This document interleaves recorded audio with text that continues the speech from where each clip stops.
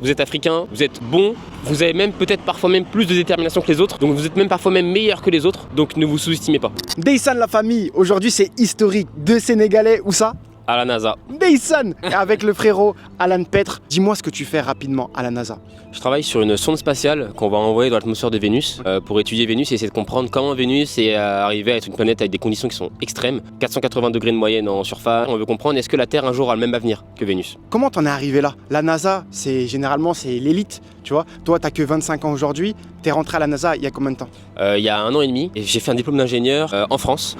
Mais j'ai fait 5 ans d'études en France, 6 parce que je me suis réorienté, et c'est le rêve qui se réalise quoi. Mais au début tu te fais refuser, tu m'as dit que t'as envoyé un mail comme ça, que t'as chopé sur internet à une dame qui avait fait un article à propos d'un sujet à la NASA, et au début elle te dit non. Au début en fait j'envoie un mail à l'audace, à une ingénieure parce que c'est mon rêve en fait et je voulais savoir s'il y avait un poste qui s'ouvrait, et au début on me dit non, après elle me renvoie un mail quelques semaines après parce que j'ai eu l'idée de glisser mon CV dans le mail de réponse. C'était là où les entretiens ont commencé et que je me suis dit allez je tente le tout pour le tout, là déjà avoir un entretien avec la NASA c'est fou, et au fur et à mesure 4 entretiens et c'est passé quoi. Et c'est quoi ton rêve aujourd'hui? Alan, qu'est-ce que t'as envie de faire plus tard?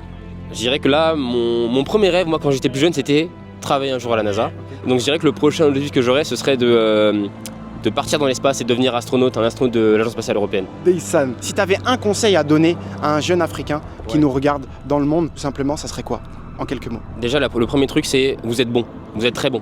Vous n'êtes pas moins bon que les autres, vous êtes très très bon aussi, vous avez les capacités pour faire de grandes choses aussi. Ne vous mettez pas de barrières avant même d'avoir essayé les choses. Si vous pouvez essayer, si vous avez l'opportunité d'essayer et de tenter votre rêve, peu importe ce que vous voulez faire, allez-y, quitte à ce que ça marche pas, mais au moins vous n'avez pas de regrets. Vous êtes africain, vous êtes bon, vous avez même peut-être parfois même plus de détermination que les autres, donc vous êtes même parfois même meilleur que les autres, donc ne vous sous-estimez pas. Et il y a l'agence spatiale aussi sénégalaise qui fait un très très bon boulot, et on l'a jamais quasiment entendu en tout cas en Europe, mais c'est important de le rappeler. Je sais que toi aussi tu as été témoin d'un accord. Ouais, c'est ça, donc j'ai été invité pour la signature d'un accord entre l'agence spatiale française et sénégalaise pendant le salon du Bourget. Ça a été un moment, un des meilleurs moments de ma vie clairement, parce que j'étais vraiment avec le directeur de l'agence spatiale sénégalaise, Maram Kerr, que je salue grandement. On peut être fier d'avoir une agence au Sénégal aussi, parce que le Sénégal ça commence à devenir une nation spatiale aussi qui fait des grandes choses en sciences, et donc c'est le début d'une belle aventure je pense.